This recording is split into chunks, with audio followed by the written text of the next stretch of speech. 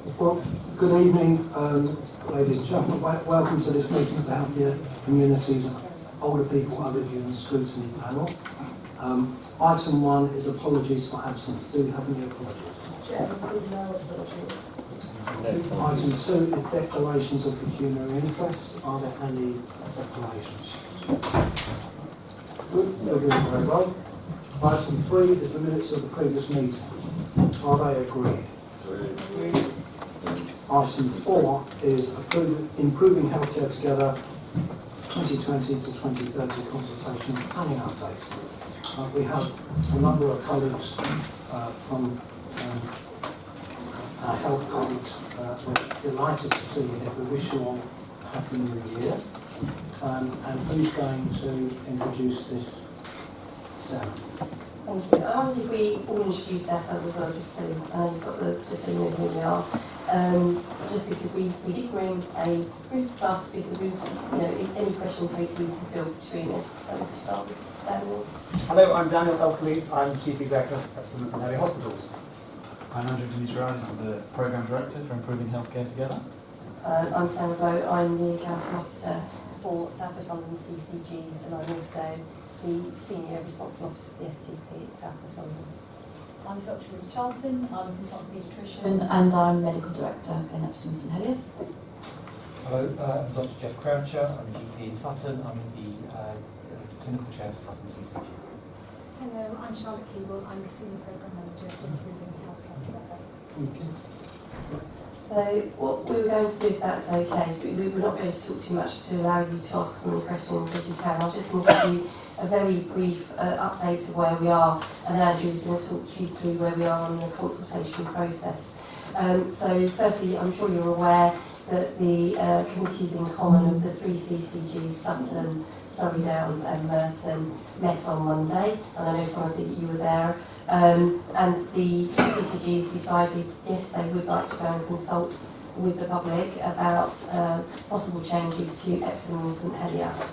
So we have got a process around consultation, which we took previously to the JOSC of the CCG, of the councils, and we're now starting to implement that. So I'm going to hand over to Andrew just to talk you through that process of the consultation. Thank you, Sarah. So we put papers before the committee. I hope that colleagues have had time to read through those. And colleagues will be aware that following the committee in common, we've launched formal consultation, which will run from the 8th of January through to the 1st of April. So we're running a 12-week consultation. That in part responds, I think, to a number of comments that we had earlier about how long should we run a consultation. Of course, there's no fixed point around this, but we took advice and feedback, in fact, from the JOSC as well as the Consultation Institute, and we are running the consultation for a 12-week period. It's also worth saying, just before I go into a bit more detail around the activities that we're planning that's in the consultation plan, that this is a live consultation that we will keep under constant review. So I think if there are additional activities or requests that we need to consider, I think across the 3 CCGs we will do that within that period. But I hope you'll see from the consultation plan that, as Sarah said, we have worked through in some detail through the JOSC, but also importantly with input from the consultation oversight group, as well as some input from the stakeholder reference group. We've tried to provide, as far as we can, a programme of activities that are as broad as possible. There is no one group of activities that necessarily drives the consultation plan, so you'll find in the plan that we're planning to run 9 listening events, as we call them, 3 of which will be within Morden. I'll just describe where those are in a few minutes. In addition to that, we're going to run a number of deliberative events in each of the 3 CCGs, so there'll be 1 within Morden, as well as Surrey Downs and Sutton. 15 focus groups that we'll be running with the support of YouGov, who we commissioned to do the work. They'll also be the body that runs the deliberative events as well. And we've also commissioned Ipsos Mori to undertake a telephone survey to support that. And we are working very, very closely with each of the CCG's engagement and communications lead to do as much outreach activity as possible.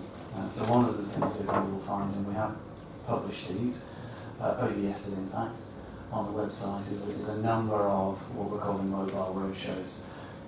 So you will see a taxi appearing at some point with the IHT logo on it, and with a number of people from the programme team, and with some event support to try and get out, I think, within the communities as much as possible, to listen, I think as Sarah said, to the views from all parts really of the CCGs.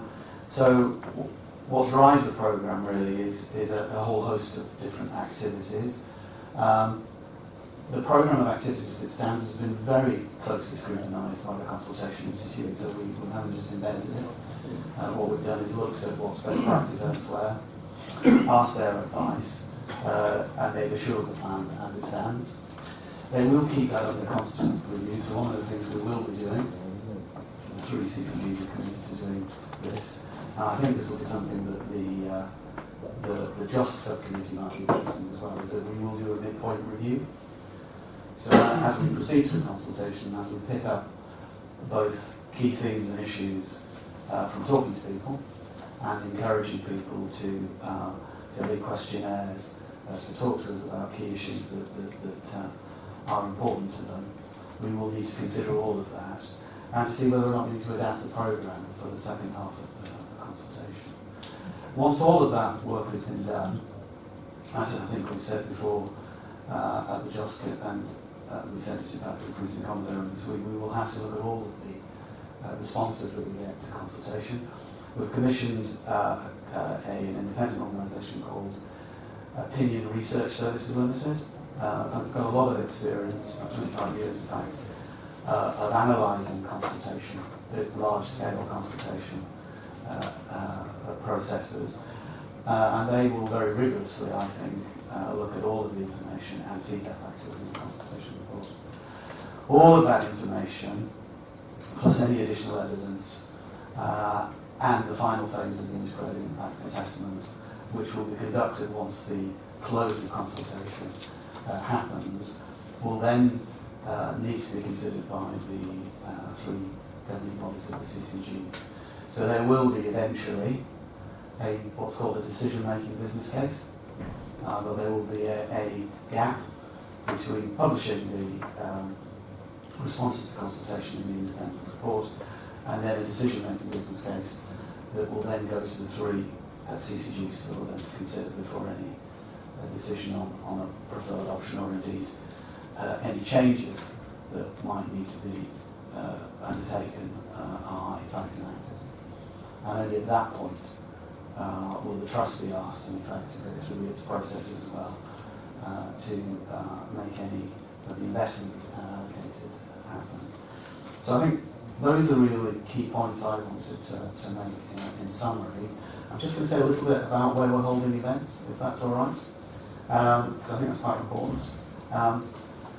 We know that one of the things that came up through the integrated impact assessment and from the dialogue that we had at the JOSC was where we should hold, I think, the listening events. And we're very, very keen to make sure that we hold them as far as possible, accessible to transport hubs, which we think is important, but also recognising, I think, the different communities that each of the CCGs serve. So that we are holding the 3 listening events, firstly in Pollard's Hill, secondly in St Henry Ward, and then thirdly in Lavender Fields. They're spread over the period. We've also got a number of mobile engagement roadshows that you'll see the taxi at, and I'll just give a flavour. So we'll run one, there'll be one appearing in Cricket Green, secondly one that will be in Pollard's Hill, thirdly there'll be one in Figs Marsh, and then finally there's one that's going to run in Dundalk. And The deliberative event that will be held in Morden will actually be held in Wimbledon.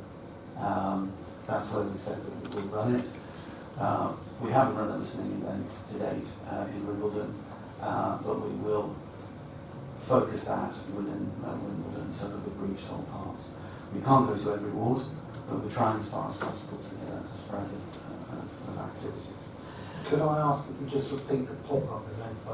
Yeah, so thank you, Chair. So that will be in Cricket Green, in Pollard's Hill, in Figures Marsh, and in Dundonald. And I can give you the locations of those as they go.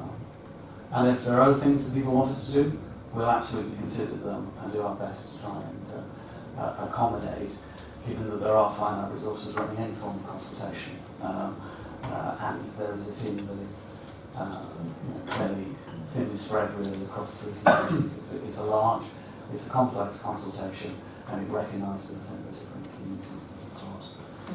So those are the highlights in terms of the consultation plan and activities.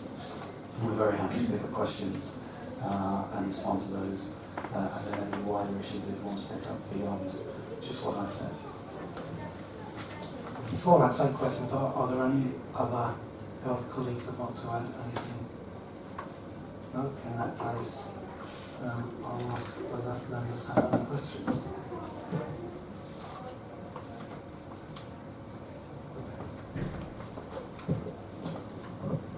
Thank you, Chair. You mentioned that Opinion Research Services Limited would be collating the consultation results. To whom would those be available? I assume they wouldn't be publicly available, but to whom would see the first batch of those results coming in? So as soon as they come in, of course they'll be reported through to the 3 CCGs, but as soon as that report has been accepted by the CCGs, it will be published. So we will commit to doing that as quickly as possible. So as soon as it's come in, it's a report to the 3 CCGs, we will publish it. And the other thing that we will do is we will also come out and talk about it. And I think that's really important, that it's not just seen as a report that lands, it's accepted, and then we move on to decision making. The 3 governing bodies will absolutely give proper consideration to what it says, but we also need to hear what people say about it. So it would be an independent report that would just go out in the format that it's submitted to you? It will go out as a published report from that organisation.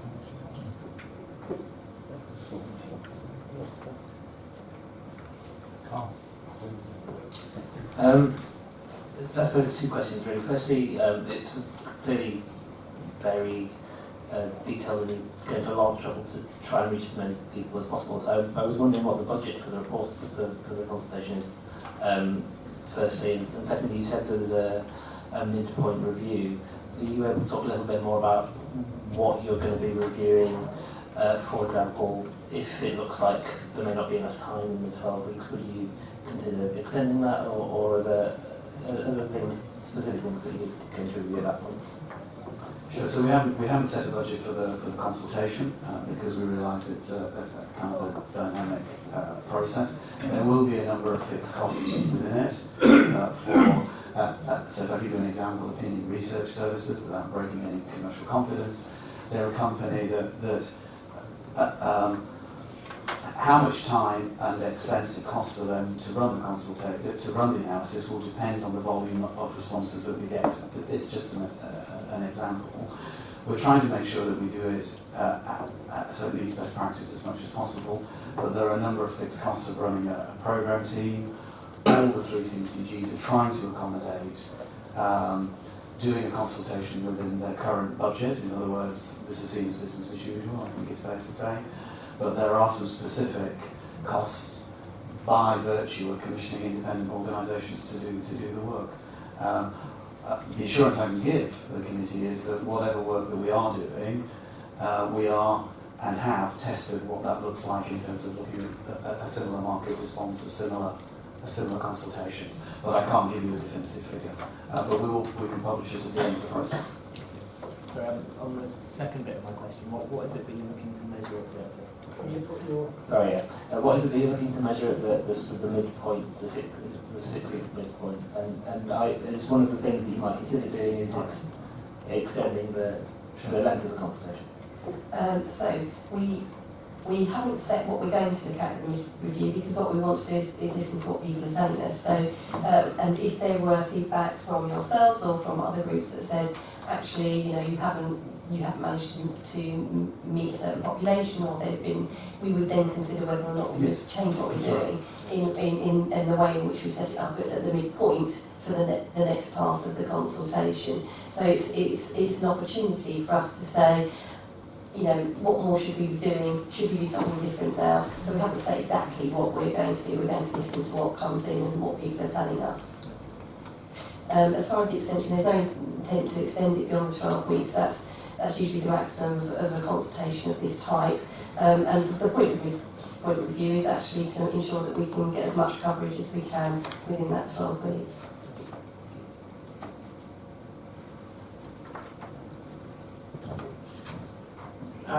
Appreciating what you're saying about the deliberative event in Wimbledon and the mobile pop-up in Dundalk, but obviously of the 3 events that you're running in Merton, none of them are in Wimbledon. I think if he hasn't already, I know Stephen Howard was planning on getting in touch to see if he'll get one in his constituency.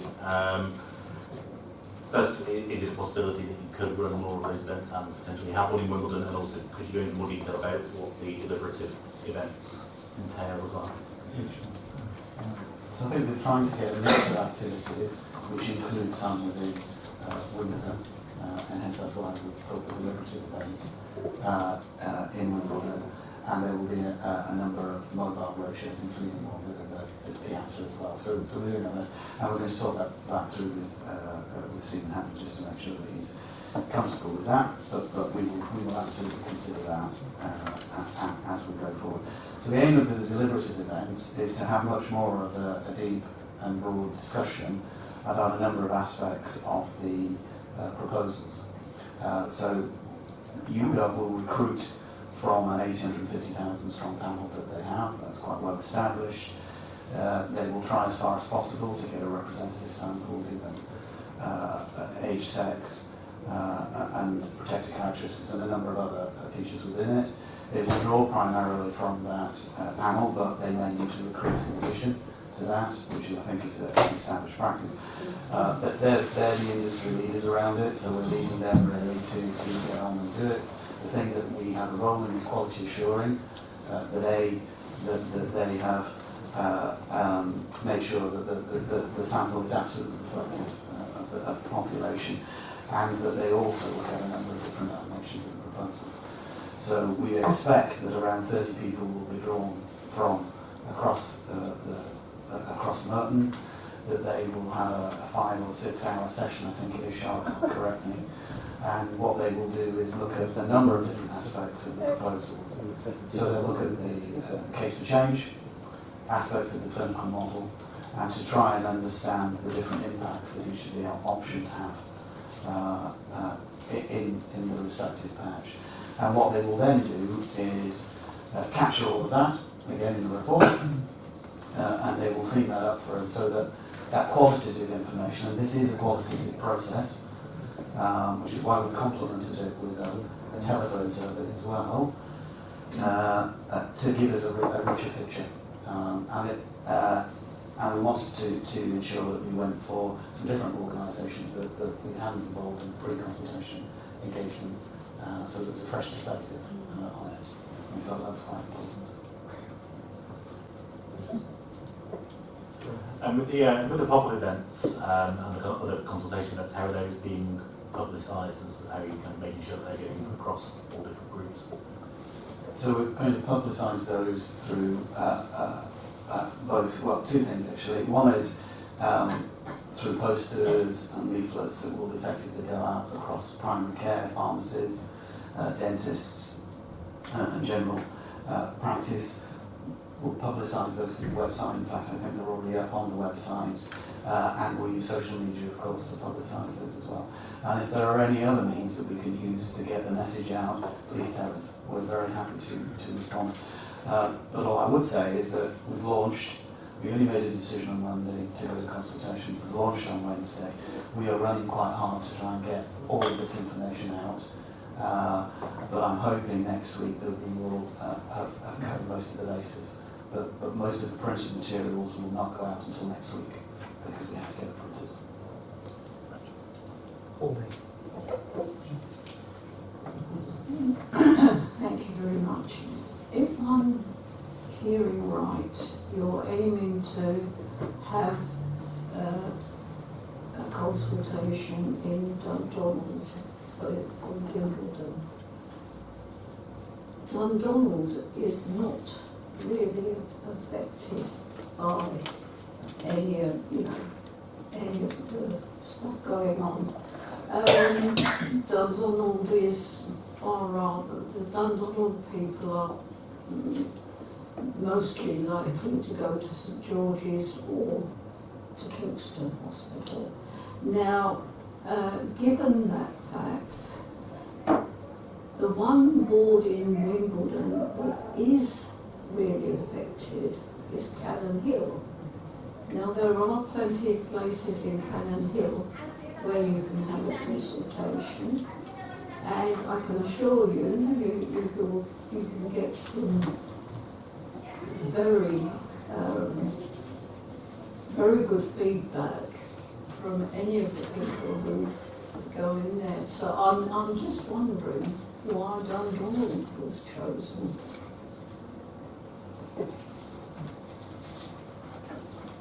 So we try to choose as broader a number of venues that are representative of the population. We can put in mobile roadshows and additional things within other wards. The listening events are more difficult to organise and to publicise, which is why, as I said, there are things that are in Wimbledon, but we haven't put them in every single ward. We'd struggle, I think, to do that for every CCG in every single. Did nobody ever suggest Cannon Hill? No. But we can look at that. So I made a note and we can look at whether we can do a mobile Absolutely. event. I am bothered because I'm a councillor for Cannon Hill, Yeah. and I know what they feel about the situation. Okay, As well it we'll stands. go look at Cannon Hill. And it's in Wimbledon, Yeah. so I would think it was logical. Okay. It's fine, we will go away. Just so you're aware, every household will get a leaflet next week. So by the end of next week, every household will have had a leaflet. Within the geographies, we've actually extended that out slightly to ensure that we get good coverage. But so all households will have that next week. In Merton, yes, and Sutton, and Surrey Downs. Mary. Thank you, Chair. I'm chair of a charity for older people called Friends in St Helier, and it's preventing isolation of older people. And it's in there today, and they're extremely worried about moving from St Helier to Sutton, because most of the clients, they live on the St Helier estate, and it would mean that we would have to get at least 2 buses to get to the clinic in Sutton. And they're extremely concerned about that. And about your consultation, I was pleased to hear that you're willing to come into groups and speak about it. So I'll take you up on that as well. Thank you. But the main worry is about having to get 2 buses to get to Sutton. Thank you for that question. So just to give you a degree of assurance, if Sutton was chosen as the site for the specialist emergency care hospital, you would only go to Sutton when you're really acutely ill and need the backup facilities of a critical care unit. The majority of the time, and we are estimating about 85% of the time, you would actually continue to receive your care on the St Helier site if you're a resident here, for those near Epsom on the Epsom site. And I think that's a really important point to make and to get across, that we absolutely recognise the need to keep care local to home, close to home, integrated with the voluntary sector, with other agencies. And we do not propose to run outpatient clinics on the Sutton site, or whichever, if that is the site of the specialist emergency care hospital. All of the clinics, daycare surgery, x-rays, endoscopy, blood tests, all of those would be closer to home and not in a specialist emergency hospital. Because of the age group and the more likelihood that they will have to have be a visitor hospital. So the other thing to say is if you look at the model, the specialist emergency care hospital, as I say, would be where you go if you really needed to be in a hospital bed that has a critical care facility on the same site. What we recognise is that for very many of our older patients, that level of facility isn't needed, and therefore on the sites that aren't the specialist emergency care hospital, so if it was Sutton for the major hospital, you'd have the facilities at Epsom and St Helier to admit older patients for inpatient admission, either direct from the community or after they've completed the first part of their acute hospital stay in the specialist emergency care hospital. So we would absolutely minimise the amount of time that anyone needs to spend in the specialist emergency care hospital, because we recognise the importance of being close to home and actually being able to access visitors and community support services.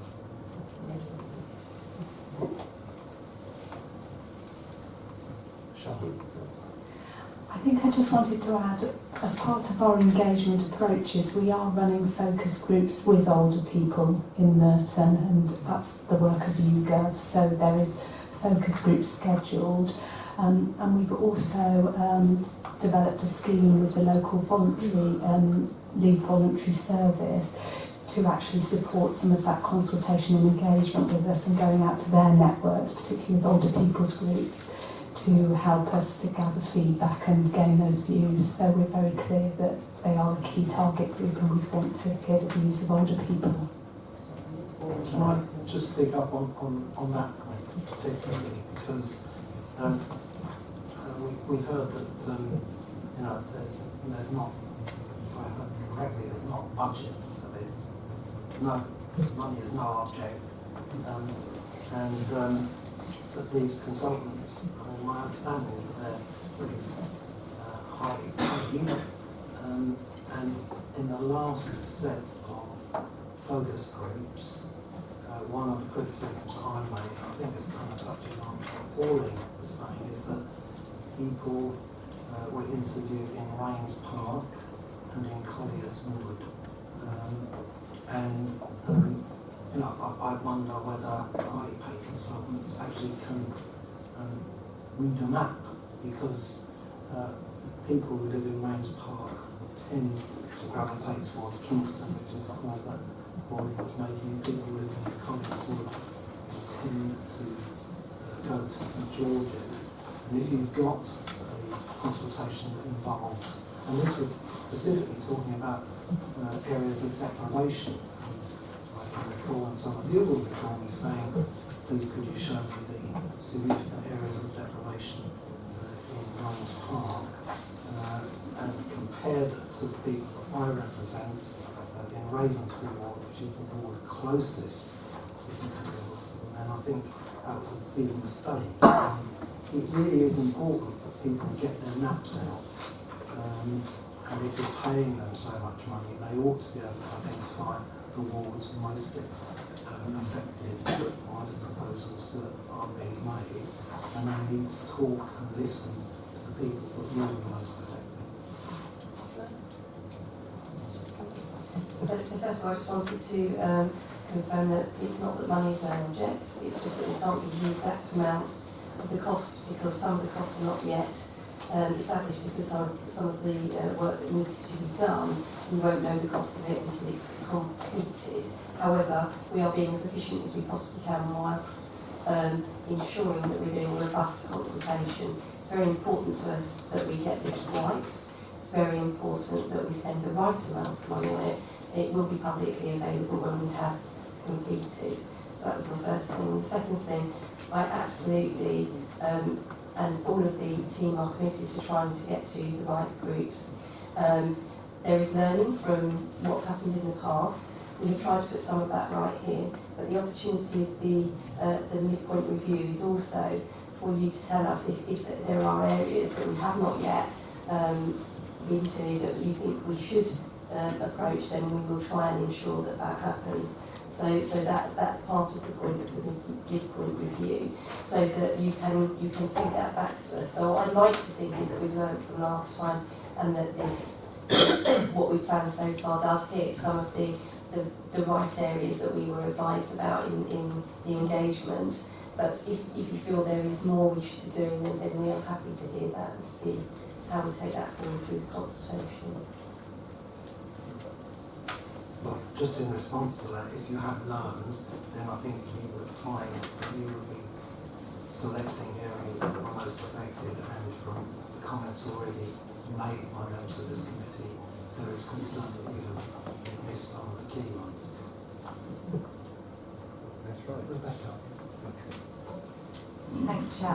I'm looking at page 82 with regard to decision making, and it looks like there are 4 components to making a final decision, which are consultation, clinical evidence, financial evidence, and the integrated impact assessment.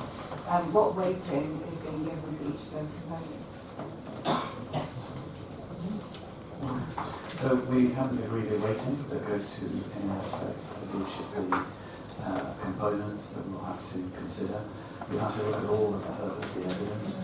You'll be aware that we did go through an early process, which was one input to the appraisal process in determining a preferred option, that we did go through a weighting and scoring exercise, but that was overlaid with the additional evidence that came through in the programme of work that we did from, in fact, sort of September of last year up to the summer summer 2018 up to the summer of 2019 when the governing bodies came together. So we will go through a similar process to look at all of the evidence, but we certainly will not predetermine what the weight is that goes to each of those elements. I don't think that would be the right thing to do. And it will depend on the nature of the responses that we get, any additional evidence that we get through that process, as well as some of the things that come out from the integrated impact assessment, as well as all the financial information. So we will rerun that process again, and the governing bodies will deliberate upon it. Can we assume that in making the decision in terms of finding your third option being supplement, that you considered that the clinical, financial and integrated impact assessment have led you to that option? We've considered all of the evidence to date, which includes all of that. Thank you.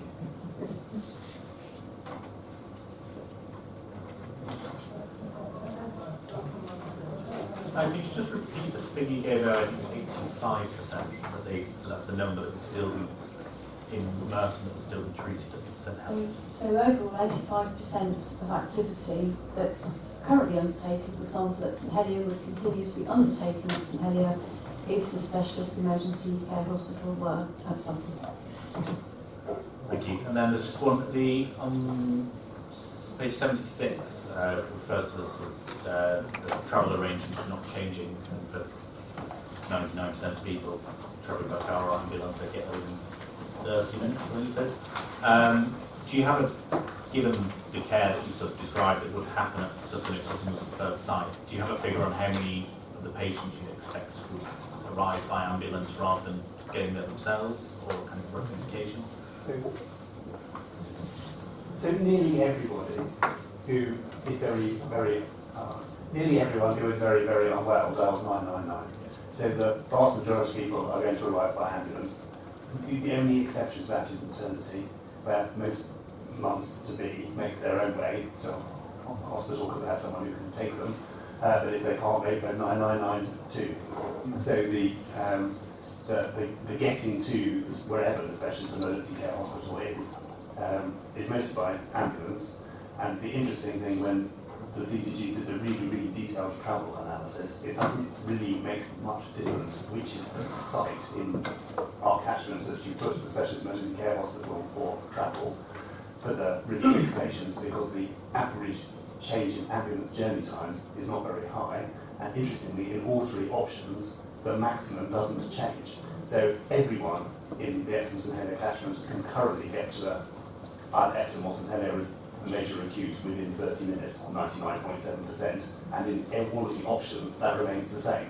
So the big variation in travel times is actually by public transport, which is what you would expect. And one of the key questions that is in the consultation is what do people think about the improvements that should be made to transport and travel, depending on the site of the specialist emergency care hospital, because then the CCGs and ourselves will do our very best to ensure that we can make that happen during the implementation.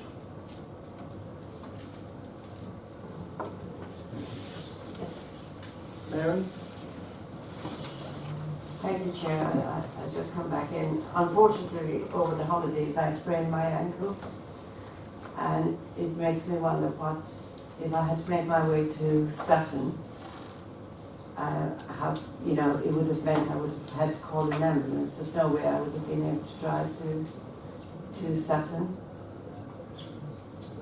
So that's why I think I hope it will stay at St Heliers. Or will keep it at St Heliers. May I address that? So in all options, you will be having a 24-hour, 7 days a week urgent care centre at Epsom site and St Helier site. And that will be retained whatever option occurs with the major specialist site that is decided from public consultation. If Sutton is chosen as the site, we will have 3 urgent care centres to support the care of the type of clinical presentation you just described. Can I just add? So, I think if you look at the consultation documentation, what that does is it gives some examples of when you would have to go to the specialist emergency care hospital. If you had a sprained ankle, you would not need to go to the specialist emergency care hospital. You would go to your local hospital. You would still go to St Helier. So no matter what happens, St Helier would be there to deal with your sprained ankle. So that no matter what changes we make, whatever the decision is, there will still be a service there for your sprained ankle. If you fall, it will still be there for the majority of people, 24 hours, 7 days a week. So you would still be able to access those services. All of the diagnostics would be there. You would be able to have whatever follow-up you needed at St Helier, and you would get the support that you needed. Thank you. And I must say, I received excellent service at the A&E St Helier. Thank you. I'll pass on the thanks. It's always lovely to hear. Thank you, Chair. I'm not very optimistic, man. I'm not somebody who lives in past. But this type of consultation started 20 years back. 10 years back, it was up till here, and money disappeared. Millions of bonds were allocated to St. Helier disappeared. It is a very, very difficult thing to accept.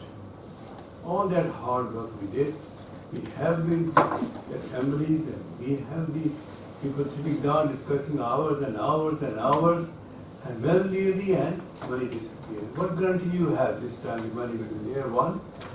And second, as my dear lady said, at the moment we are without a hospital in Merton. That's our predicament. But we are suffering through that. We have to make sure very clearly that St. Helier will have, as you said earlier on, all the facilities, all the things there. I don't want to go further into absence, further into somewhere in this Surrey for these type of things. Please don't, because older people especially will be suffering like hell. Thank you. So firstly, we have I did commit to say that we wouldn't go to consult unless we had been assured that we would have the money. We have got that assurance now, so we have got the money. The government has promised us the £500 million to invest into local health services in our area. We need to make sure that we do improve our services. Yes, grab it, and we need to make sure that we get this through, because actually this is for the future of our residents.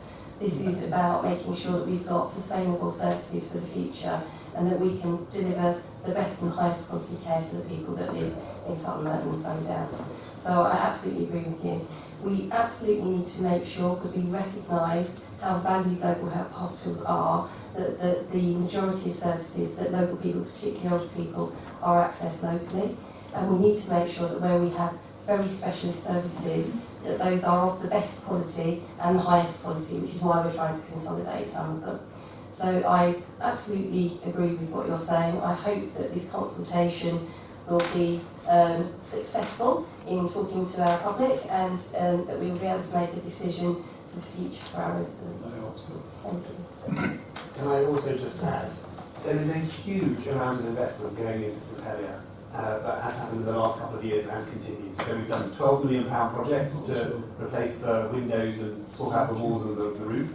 We're just about to commission our new boilers, so steam power will disappear from St Helier and be replaced by 20th century power. That's another £15 million project. There are 2 wards that are being completely refurbished, including intensive care to get us through the next 5 years. There's a new MRI scanner going. We're going to do another endoscopy room. There is a huge amount of money going into St Helier now to make it as good as it possibly can be, and it will be here for decades and decades to come in all of the options. And when we're finished, we're even going to paint the front to get it back to being nice shiny white as opposed to the mossy bit that not so nice that it currently is, because it is such a prominent landmark in the geography that it needs lots of love, and it's getting it. Okay.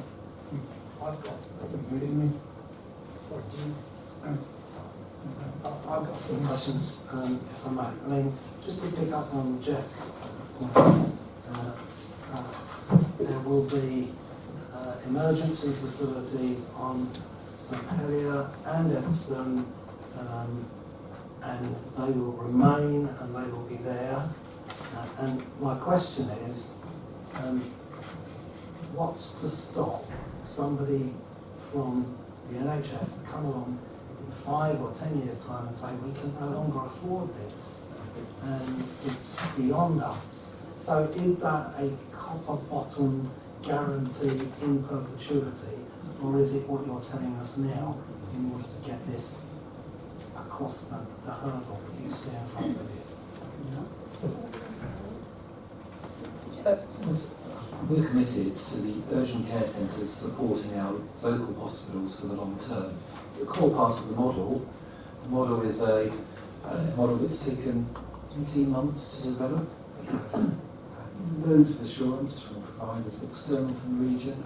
We engaged on that and made sure that there's assurance from the public we serve.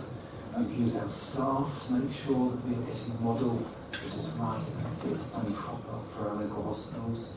Those urgent care centres, we've listened to the engagement that has come back about the opening times, and we've extended the bare minimum that is required for these services to actually a number of hours which is greater than that minimum, in order to make sure that we do have access to local urgent care services on both our current hospital sites for the long term. GP-led only, surely. Can I just say, so this is one model, so the district hospitals and the major, the emergency care hospital is one model. So you can't run one without the other. So you have to have all of them in existence. So you can't just say, we're just going to, because there's a lot of beds on district hospital sites. The way the model works means that the emergency hospital is actually reasonably small. You know, if you were going to do the current model that we have in our hospitals, you would build it much bigger and you would close the other sites. That's what you would do. We've come up with a model because we think this is the right thing to do, is to keep our hospitals, to make sure that local services are there for people for the future. And actually by this model of just consolidating the very acute services and keeping it as small as possible, making sure you get all your specialists in the right place, but having these district hospitals that support that model. It's a different model to other areas. So it's very important that the district hospitals are part of the model, and the model will not work in the future unless they are there. So yes, there is a guarantee they will be there, because otherwise the rest of the model will not work. Yeah, does that make sense? So Well, I'm not is that- suggesting that the Yeah. hospital itself might exist, I'm asking about the services, Yes. and in particular, the emergency services that will be available for 85% of Yes. So the way the emergency hospital works is that it will only see those people that are very sick that go by ambulance. So the other percentage of patients will have to go through the urgent treatment centres and the diagnostics and all the stuff that's at the district hospitals. So yes, that is. No that is consultants, guaranteed. just GPs though, isn't it? Okay, I've got a couple of other questions. On page 7 of our report, and I don't know if yours is the same number. I don't think I've got. But I don't think I've got. there's a little 3 on page 7, so does that look good? You've got there. I've not got those. Page 3. Page 3 of your report, page 7 of our agenda.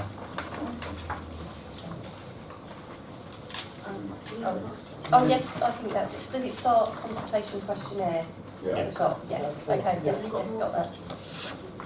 In F, can you pass that down? That's for health Got it. We're sharing. We're sharing. Is that right? It's fine. Got it. I'd like to ask in F, how do you actually do? How do you get the feedback? What will you be doing to achieve that? Or what will this company be doing? So in actual the one-to-one interviews, Yes. the F. Right. I'm going to put Charlotte. What do they actually do? So the one-to-one interviews are designed for those protected characteristic groups who are less likely to attend the focus groups.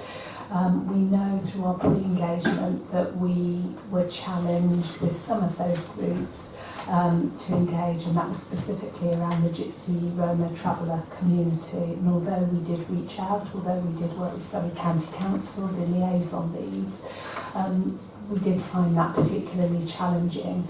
So what we've done this time is we've introduced some additional engagement approaches where there's opportunities to have those one-to-ones, again working with the councils and the liaison workers to try and target some of those groups that are more difficult to engage with. And they would be led by YouGov, the organisation that we've commissioned to undertake that work. How do you select them? So the protected characteristic groups will all be selected through the panel of individuals that YouGov already have, and that's what Andrew referred to earlier on.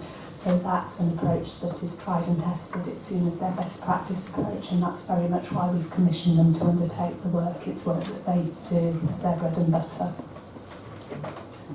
On page 4 of yours, 8 on our agenda, you've referred to pecuniary research services. We will produce a consultation report. I think this touches on a question that Rebecca was asking earlier on. When it comes to putting that report together, how do you assess the weighting of different groups with different characteristics? How do they do that? So what they do is they look at the themes that come from all the different parts of the consultation responses, and they will effectively put that into the report. So they will both provide any of the quantitative information that's there based on where the responses have come from, the discussions that took place through all the different activities, and they will report that in their overall report. They don't give a weight to it. What they do is they draw out some of the key things and issues that are raised during the consultation. What they do, they don't give a quantitative weighting to it. They simply report it as being the perceptions issue and issues that are raised during the process. And it's for them to process and report that back to us. Right. And you to do the weighting? No, we don't do any weighting. So how do you assess what they bring back to you? So what we don't do is a quantitative weighting of all of the evidence. So you'll know, consultation is not a referendum. So what we don't do is just, whilst we'll try and count they will count the postcode information where that's been reported, so we will get a sense of where people have responded. What we won't do is attribute a particular value to a number of people that have responded. What we'll look at is the cross-section of information that comes through the responses. It's not a quantification exercise. Okay. And then on page 9 of our agenda, the equality impact assessment. When you talk about that, isn't it still a draft equality impact assessment? Because my understanding is that we, as a council, are still doing work alongside our health colleagues, and if that's not completed, then it's inaccurate to describe it as the equality impact assessment. It should be the draft equality impact assessments. So it's not yet complete, you're absolutely right, and there is a phase 3, which is when we have completed the consultation, and then what they will do is they'll review the phase 1 and phase 2 based on anything that they are received. So we can definitely change that to draft, so I think that's absolutely fine. But phase 3, they will take any further information that comes through the consultation, and then we'll go back review phase 1, 2 based on any further information they have as well, and then they will finalise their report. Obviously, again, they are independent, external to the CCG, and have been working with yourselves and many others across South West London and Surrey to get that right. So you're absolutely right. This is still in draft. It will be reviewed post-consultation and before the CCGs take a decision. And they will normally report on that within 6 weeks after the consultation closes. So that will be their final report, and that will be one of the things that the CCGs will consider. You will make that change to the website now. If anything says or looks final, we will make sure the word draft is everywhere. That's just a draft, it's a word listing. So thank you. Yes, so thank you for pointing that out. I think we have made it clear in the wording that there's another phase and that it's not complete, but we'll make sure the draft is put on there. It does sound like a lot. I know, I can see people think, oh my goodness, we've got to do all of this process. It's really important we get this right. It's really important that we look at all of these detailed information that we are gathering and evidence that we are gathering before we make a decision, because we want to have as much of that as possible. And so it's very informed, the decision that the CCG has made. And then my final question is on page 76 of our agenda. It's not numbered on yours. It's part of the presentation. You talk about in the criteria meeting the health needs of local people. I'll wait for you to find it. So it's about the third box down. You there? Yes. What's the thinking behind lumping old people and people from deprived communities? That's the question. Can you explain the rationale there?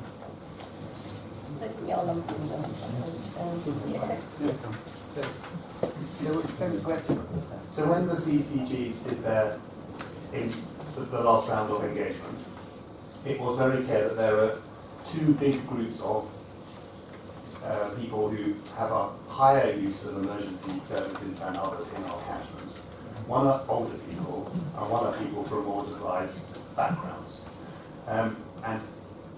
As you know, the distribution of where the people from deprived backgrounds and people who are older are different in our catchment. So the further south you go in our catchment, the older the population, and the parts of the community where there are where people are more deprived are some pockets in Merton and some pockets in Sutton, but almost none, in fact none, in the Exempt area. So when the CCGs were doing the evaluation about impact on those two groups of where to put the specialist emergency care hospital, the big impact that people flagged up was travel time for those two groups to get into the emergency care hospital. And what the analysis shows that the best locations for the impact for the people from deprived communities at the specialist emergency care hospital would be St Helier and then Sutton. And for older people, the best location would be Epsom and then Sutton. And so, because both those groups have a higher usage of the specialist emergency care hospital, what we've done is say, what is the best location that takes most account of both those groups together, so has the least impact on those two groups. And Sutton has the least impact on both those groups if you put them together. But if you just look at the people from more deprived communities, St Helier is the best impact. And if you look at people, the older people, Epsom is the best place. But if it's in Epsom, then people from deprived communities have the worst increase in travel time. And if you put it at St Helier, then older people have on average, the worst increase in travel time. And Sutton is the one that has the least overall impact on both those groups. Does that help? It does, but I'm still puzzled why these two should be lumped together. Because let me perhaps explain. Lord Sugar is an old person. The people that I represent in Ravensfield Ward, many of them are from suffer deprivation of one sort or another. And I think those two should be separated. And I think we should be looking at their needs and not, like they're so far apart. What I'm saying is Lord Sugar, if he's got a health need, can jump in his Rolls Royce and get his chauffeur to take him somewhere, or jump in a taxi, and it's not a problem.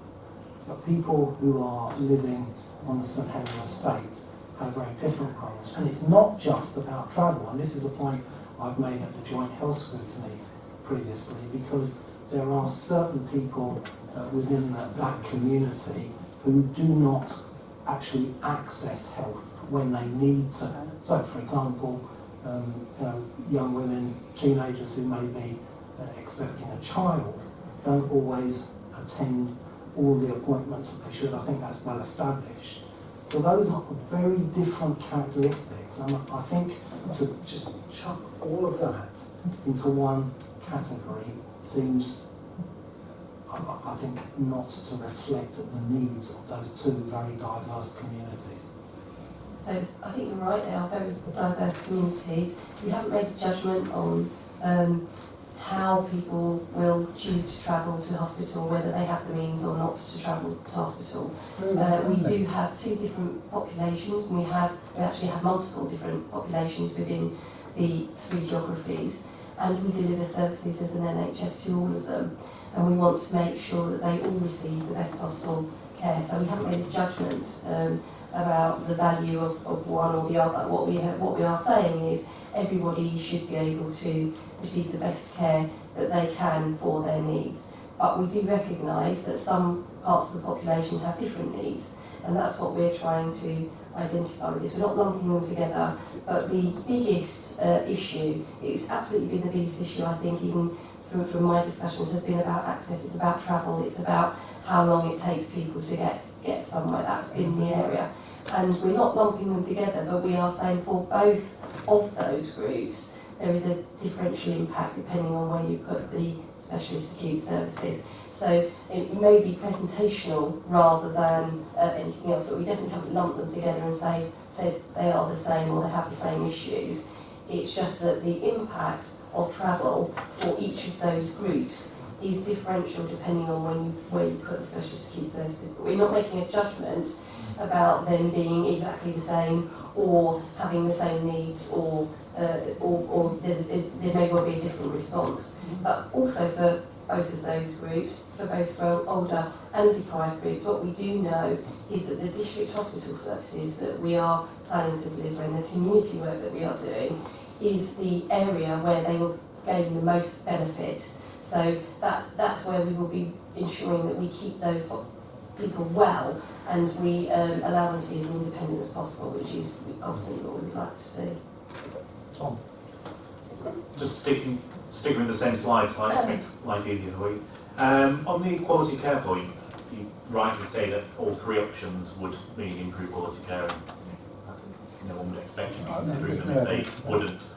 But have you measured the extent to which the quality of care would improve? So in other words, would you expect that the preferred option of Sutton would see the quality of care that Merton residents would receive improve more than if it was St Helier or Epsom? So if I start, when we talk about the quality of care, one of the key determinants of quality of care is access to senior medical staff around the clock. And what is implicit in our work we've done is that wherever our specialist emergency care hospital is, there will be round-the-clock on-site senior doctor presence, which is significantly more than there is at the moment. And that does not differ between the models. So the only difference between the three locations is in a different criteria, which is for cancer patients.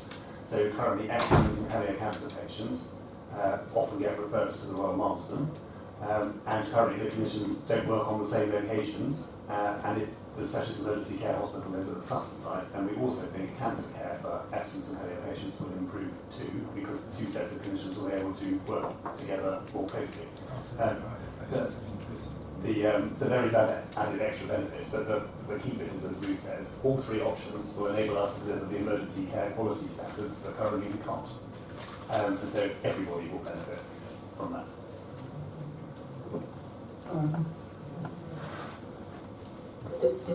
No, like, first thing,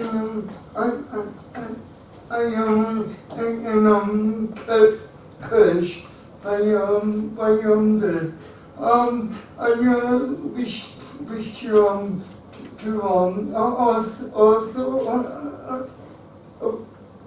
about the transport, and would you to have outreach stuff for people who are not able to travel for it. Outreach stuff. So can I just repeat back what I think I heard? So the question was, for the clinical model, will there be an outreach service to particular groups of patients? Is paraphrase, is that right? Yeah. Is it okay? That's right. Okay, I'm going to let Ruth talk about that. So absolutely, I think that with the model as described, as we've said all the way through, you would only be in the specialist emergency care hospital when you really need to be there. And otherwise, what we'd be doing is coordinating the care of our patients close to home. And you have lots of multi-professional working. It's one of the benefits of having the sort of district hospital sites, which potentially would be obviously Epsom and St Helier. You have medical staff, nursing staff, therapy staff, social care staff, all working in collaboration, specialist nurses, able to actually coordinate and deliver the care to patients within their geography. And that would be the same principle would apply really across all of our specialties, and would be particularly important to coordinate in terms of long-term conditions. In terms, what about adult social care? So adult social care would be key partners. We work very closely now with adult social care, both at both the Epsom and St Helier sites, and that's absolutely critical in ensuring our patients have the best quality of care and the best quality of life.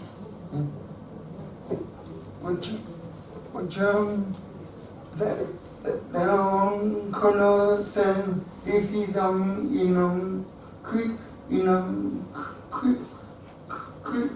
creasing over time. What are your plans for this? Because, and another issue which is people are being more aware on people who got mental issues. So I look to Jeff here too. So I think the principle very much would be that we'll be working, as I say, in partnership for both long-term conditions, and we're also doing work to look at how we would meet holistically the mental health needs of our patients as well as the physical needs. That's come through in feedback we've had previously. One of the questions we've been asked is, what facilities would we have, what assessment facilities for people presenting acutely with mental health needs and crisis to the urgent treatment centres. Really important to have that in place, which we have at the moment through sort of psychiatry liaison.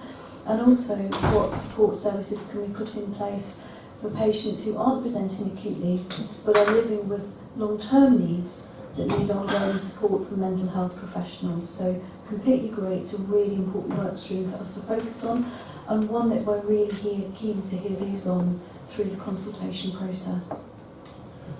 So the three commissioning groups are already spending a lot of time implementing very strong out-of-hospital models. These out-of-hospital models have got multidisciplinary teams attached to them. What we are doing with those multidisciplinary teams is making sure they are coordinated with the local hospitals. So in each of the three CCGs, we have out-of-hospital models that coordinate and work well with our district general hospital sites.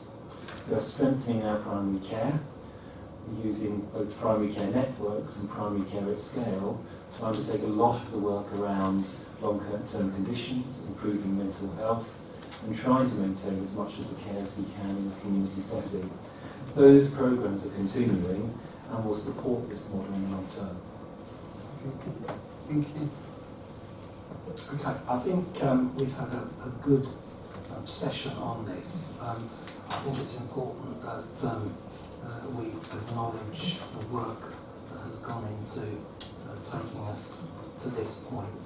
And you're embarking on a consultation, and we wish you well with that consultation.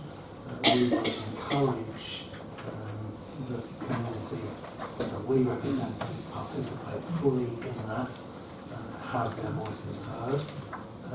I think it's important to draw your attention to the position of this council, which has been clearly expressed and is cross-party and has been consistent, and that's something that's been nominated in full council, and it is a matter of record, and it's also a matter of record that we have reserved our position in respect of the outcome of this and where we take it, and that includes a referral to the Secretary of State if we feel that what is proposed is not in the best interest of the residents of Merton. So we wish you well. We will be encouraging people to participate, and we thank you for giving up your time and answering all our questions. Thank you.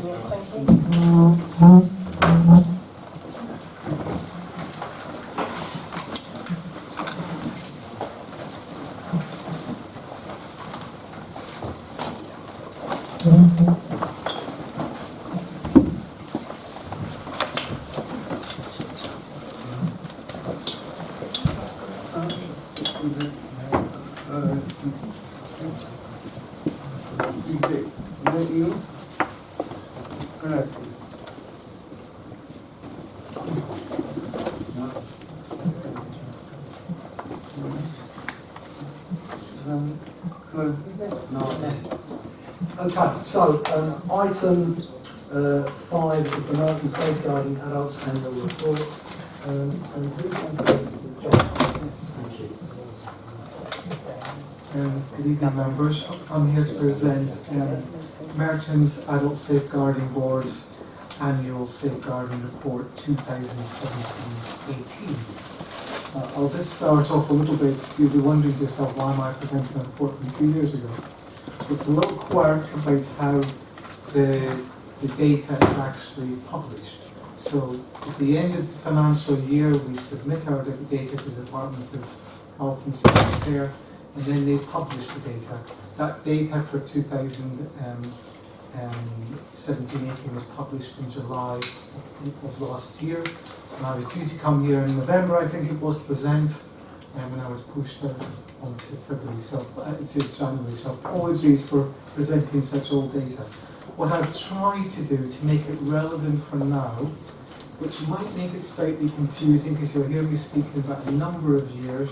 I'm speaking about the data from 2017-18, but I'll also be speaking about where we are now to make it relevant for now. So I'll try and speak about the journey we've been on for the last 2 years. So, I thought it would be useful. I'm not going to take you fully through the report because I know you've read it, but I'll just take you some of the key points so that then you can move on and ask me some questions. So, safeguarding, statutory function for adult social care. You've probably heard me saying this before, but it comes from the Care Act, and it is a statutory duty for adult social care. Prior to that, we did safeguard vulnerable adults, but in the Care Act it became one of the statutory functions. The important parts are, I've just listed some of them, I'm not going to take you through them all. Safeguarding is everyone's business. The entire system is responsible for the safeguarding, but adult social care lead that. So adult social care are the lead organisation, with each of our partners, health, ambulance, police, fire brigade, all of the different partners are responsible for safeguarding. Another key point of the Care Act was that we established a safeguarding board. Merton established that board in 2015, and that board is the key place, the strategic level, where the system is held to account, and actually assurance that the system as a whole is working as one. Because you cannot have a situation where one adult social care is doing it one way, health are doing something else, and we're not all working as one system. So the board is there to assure that the system is working together in the best interest of the adult at risk in the system.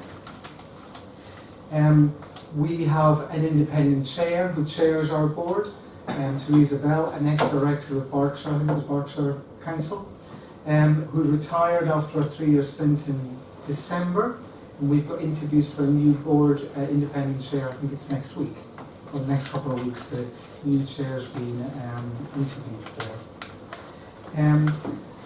I wanted then to really focus on the most important part in safeguarding, and that's the customer.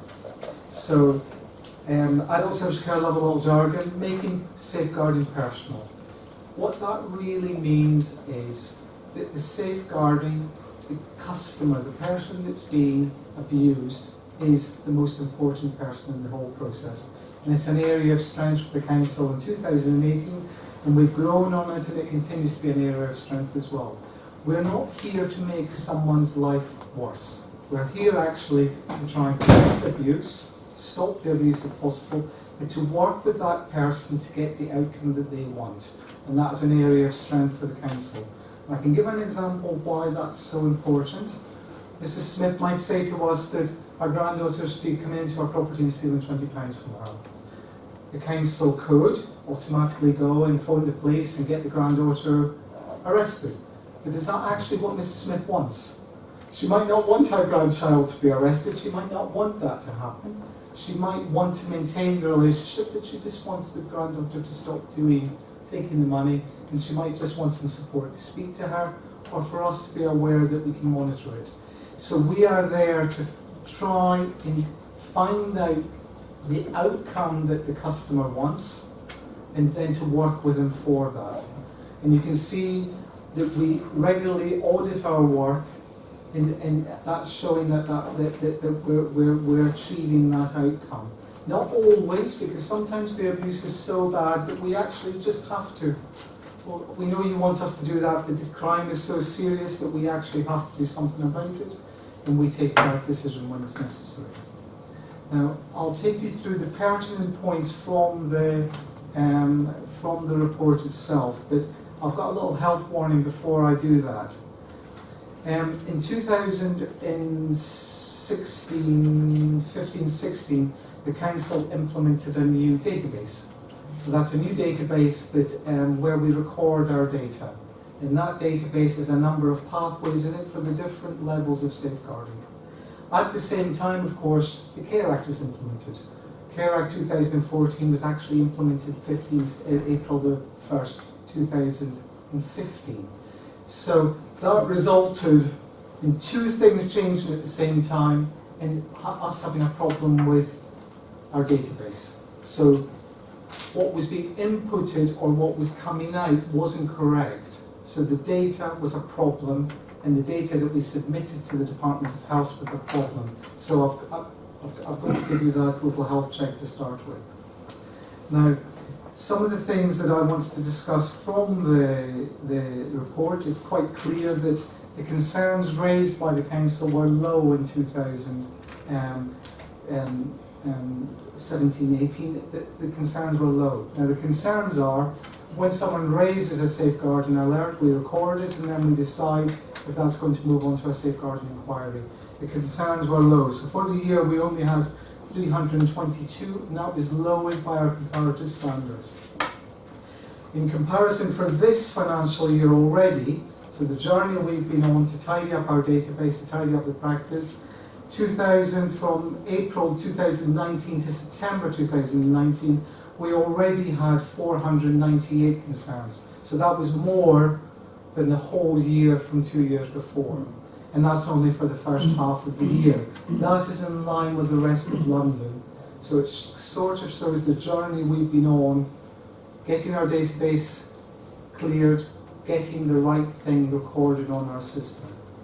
Another thing that the report is showing is that our conversion rate was low in comparison to London. So for 2016-17 we had a conversion rate of 20%, and then in 17-18 we had a conversion rate of 25%. Now what that means is that when a concern comes in, a decision is made if that's going to move on to a safeguarding inquiry or not. The London average is in the 40%, that the concerns that turn into safeguarding inquiries are in the 40%. We were low with that as well. Doesn't mean that safeguarding was poor here, it just means that the data entry was a problem for us. In this financial year, from April to September, we're running at 46% conversion rate. So again, that shows the journey we've been on for the last 2 years, getting our data tidied up. Another area the report as well highlights is that in 2017-18 the number of inquiries reduced. Again, connected to our data. This financial year from April to September, from 17-18, and this financial year we've had 115 inquiries closed already. So that would mean in this financial year we had 230 inquiries from the same period. Again, that's within the London average, so we know now that our data entry is correct, and that our safeguarding practice is correct as well. Now, finally, some of the things I wanted to speak about is just some of the action we take to sustain practice. Well-trained staff is key to any safeguarding. We've recommissioned all of our safeguarding at the start of last year, and we're currently retraining all of our staff at all of the different levels in safeguarding. We're also looking at bespoke training from other things here like modern day slavery, county lines and sex trafficking, so that our staff are really, really well trained to spot different types of abuse and then know how to deal with that. And we've also as well during that period been redesigning our database to make sure that it is user friendly as possible, so that our staff are able to enter the data properly, and then we're able to get the returns necessary to do our annual returns to the Department of Health. That's all I wanted to take from the report, and I'm able to answer some questions now. Thank you, John. Are there any questions? So just to clarify, that means that the data that we're looking at is wrong, effectively. And And so the thing that I'd be interested for you to talk about is you said both the number raised is wrong, but also the conversion rate is wrong. So the number raised, so the conversion rate of the numbers that were raised, so actually of those 201 that we know about, actually could the conversion rate of those be higher, or is it just if we captured all the numbers, the conversion rate would be higher? So it's a good point. Well, the data, from our system, the data wasn't wrong, because that's the data that came out of the system. But we know from a deep dive of the work that it wasn't recorded properly. So there were errors in our system or in the outputs from our system that meant that we couldn't provide the correct data. Does that sort of make sense? But the data we got, we submitted it. We submitted that data, but we knew, and we actually, when we submitted the data, we actually highlighted the new database and the CARE Act that caused problems for us. Are there any, is this literally just a data issue, so it's just a matter of the numbers that we're looking at are wrong or likely to be wrong, or could there have been practical consequences of this as well that we're not aware of because the data is wrong? It's a good question, and it's one of the questions I asked when I came here. So what we did to assure ourselves that it was right, we actually audited the work. So we have a system where we audit the work, safeguarding has been completed. And when we audited the work, we saw that the safeguarding had been completed, but the system was allowing us to do different things. So the system was allowing us to press button A when we should have been pressing button B, and that was causing confusion for our staff. So the safeguarding work was being done, but the audits were showing that it wasn't being captured in the correct place, or that the correct part of the system hadn't been utilised properly, but that the safeguarding work had been done.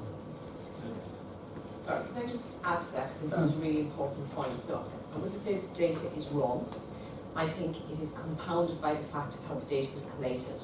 So what John has described is that you have a system within adult social care of reporting that's new, and any new data system takes some time to get used to. And what we found was working with the system administrators, the companies outside that develop these systems, the pathway of how you record what happens to that individual wasn't as easy as it could have been. Now we've rectified that. But I think what's really important to understand about the data figures is that compounded by that is we did not have an assurance that we were collating the full data from the ambulance service, from the police service, from mental health services. So we knew there was data everywhere, but the point is when we went to report on it, we found it difficult to pull all that data and triangulate it together because there wasn't a system in place to bring all the data together. So that's some of the bits that we've rectified. I think one of the critical areas for the board and one of the critical areas for us is how then do you assure yourself that people are being safeguarded in Merton?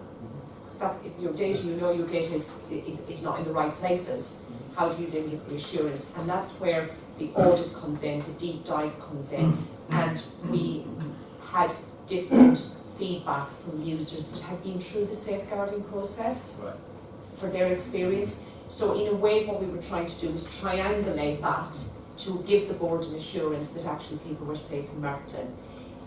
From the audit work that was done, there was no concerns raised that people slipped through the net because our system was wrong.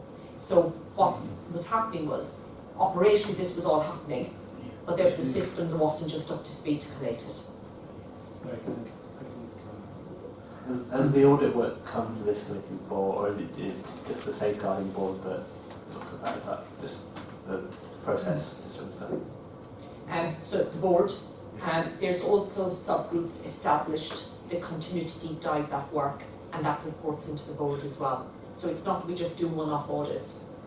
And that work continues as a subgroup, and they do regular feedbacks into the board. No reason why we can't bring it here at some point if that's what Scrutiny would like us to do. Happy to do that. Any other questions? Yes, Nigel. Okay. I was going to ask same question, but however, if you look on page 97 for the benchmarking data, and if you look at the first chart, and it got 15 bars, but if you look up Merton, which is way at the end, just this how would you know this is correct? Because it stands out and you've got the lowest, Okay. So the graph comes from the Department of Health. So the benchmarking is completed by the Department of Health, and we utilise that for this report. As I've mentioned, our concerns were low in that year, and that's why I've spoken. I wanted to speak about the journey that we've been on for the last 2 years.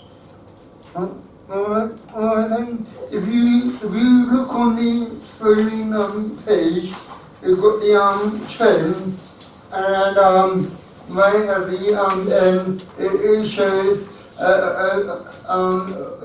decrease. Are you able to explain it? Which the decrease in Merton? Yeah. Right at the end, the other chart. On page 98.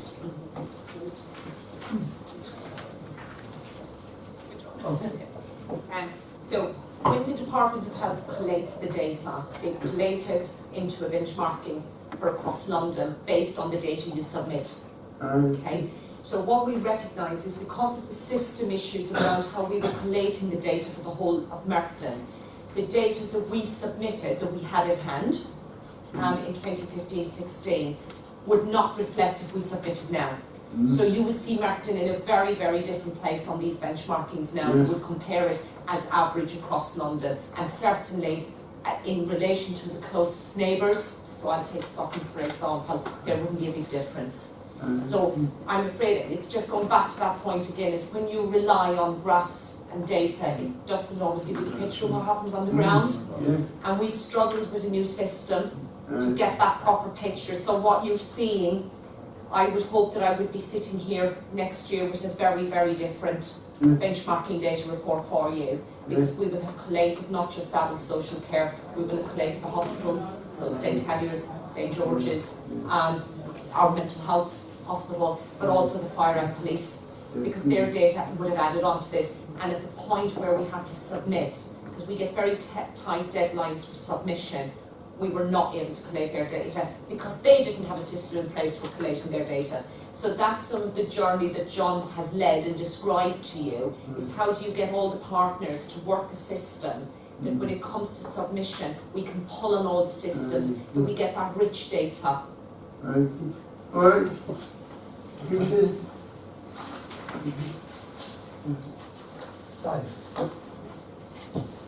Thank you, Chair. I think Hannah's just possibly partly answered my question. The 18-19 report, the next one, considering we should have got this one last November, that's going to come this November. 1. 2, have we already submitted the data that will form the part of that report? And 3, having submitted that data, do we expect the benchmarking figures next year to be directly comparable about how we're doing compared to other voters, because we have now fixed the data problem, or is it another few years until it's fully fixed? The data was submitted, and it is due to be released probably next month, I think it is. There will be problems with last year's data as well. It is this financial year that you'll see the big change. If I can just explain how complex it was in 15-16. We went from a 7-stage process. So prior to the CARE Act, there were 7 separate stages in safeguarding. Each one had a very specific timescale. In 2015-16, we went to 4. And the timescales completely changed. Our staff had to deal with a new safeguarding process, a new database, a completely new way of working, and that is never easy. That is never an easy process. And so it's this financial year that you'll actually see the difference in our data. So for the first half of this year, we are very in the middle. 46% for conversion rate. Our safeguarding concerns are very in line with our statistical neighbours. The conversion rate, the number of Section 42 inquiries, the first half of this year, it's all been very similar to our neighbours. Okay. Thank you, John. One thing I was looking for and didn't see, and maybe and part of it is that actually the print on this is incredibly small, and as I get older I find that has become more challenging. What other trends are there? Is there more sort of higher incidence of financial abuse? Is there? You talk about modern slavery. People can be sexually exploited.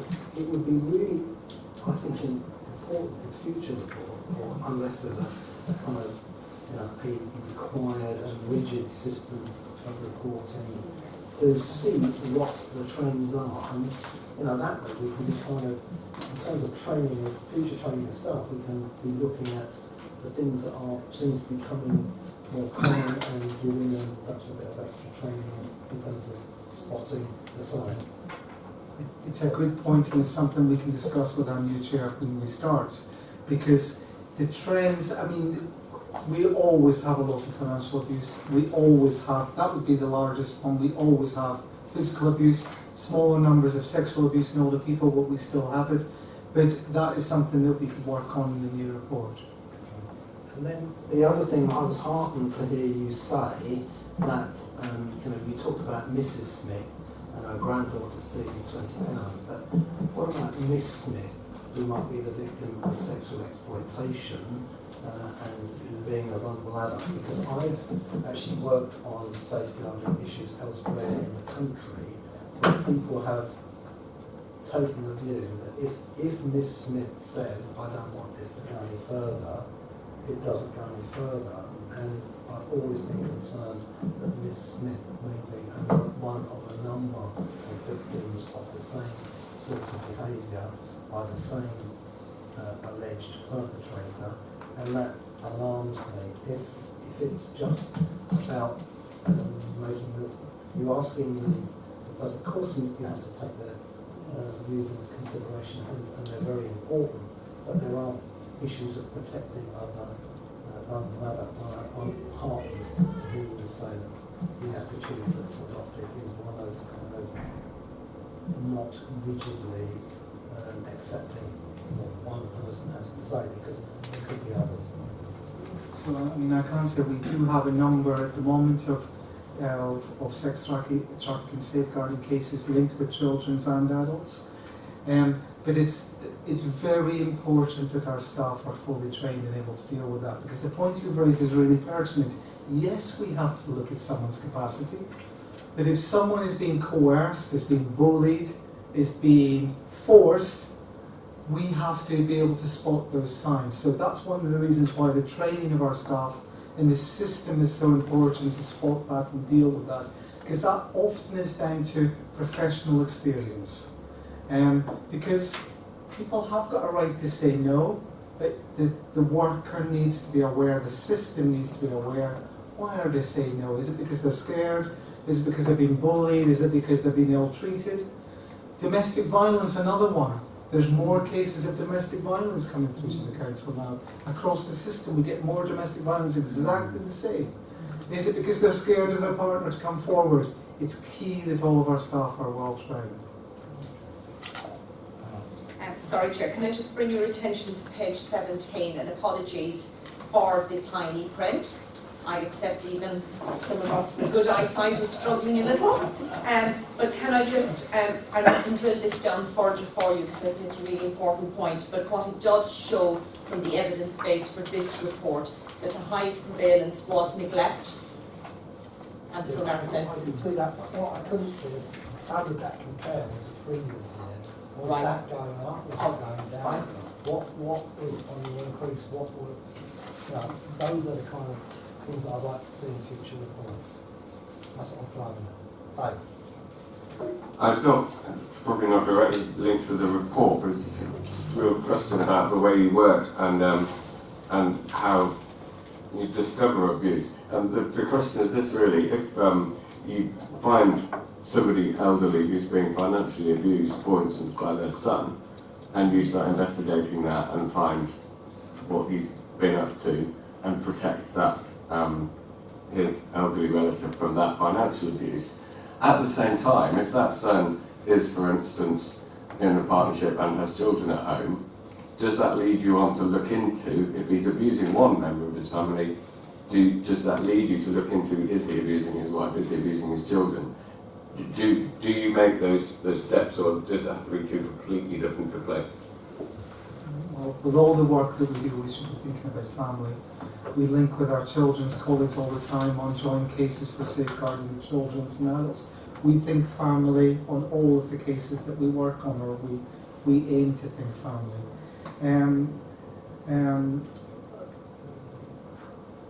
So, sorry. I think what you've described is the complexity of the work that our staff engage in. And you're absolutely right, it's never straightforward. Every case is individual, one cap doesn't fit all. I think what John said, the process of an inquiry and having trained staff to do these inquiries is to look at the evidence and how the concern was raised. That's really important. What we do tend to do is to make sure we make the link to see if there was any other concerns raised elsewhere. So one of the easiest examples I can give you in that is somebody in a care home where the relative may raise a concern to us. Then we would look at that whole care home to see if there was any other concerns raised about other individuals. We need to be very careful because we work within a statutory framework. So we have to focus on the specific of the concern that's raised, but looking at the context of the wider relationships and the wider impact it has on that wider family circle and linking in with the appropriate professionals. If there is criminality in any way, then we will work with the police and we will work with Safer Merton. We won't just do that on our own. But I think the point that John was making is how do you ensure that the person, this is somebody who this is happening to them, that it may be their son or their daughter. So how do you ensure that they feel that there's some control over what's happening, rather than just the professionals coming in and taking all that control and independence. So it's a really complex process of how you balance that relationship, and it takes a long time. You have to build a relationship, you have to build a trust. So it's a very complex world of how you work in. However, if an individual that a concern is raised where we believe they are at risk of serious harm, we would intervene immediately. The important thing as well, I said it at the start, the local authority leads the safeguarding process, but there's a multidisciplinary approach. So one of the first things that would happen is that multidisciplinary meeting, where in the case you described, you would likely have the police there, Safer Merton, you might have the GP, you might have a psychiatrist, you might have drug and alcohol, you might have all the people from the system coming together with all of that information. And one of the things about the CARE Act, it gave us, we are allowed to have all of that information.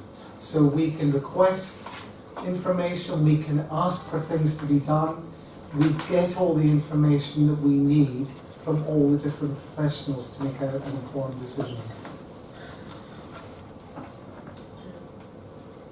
Okay, so I take it we note this report, despite the concerns and the health warning given, we note it and recognise that in years to come it will be more accurate and perhaps give us more information about trends. So thank you, John. And we'll move on now to item 6, which is the work programme on page 101 to 108. Is that noted? Noted. Item 7 is the older people play opportunity, which is an exempt report containing commercially sensitive information. So that requires the public to we deal with this in camera. So thank you for coming and have a safe journey home.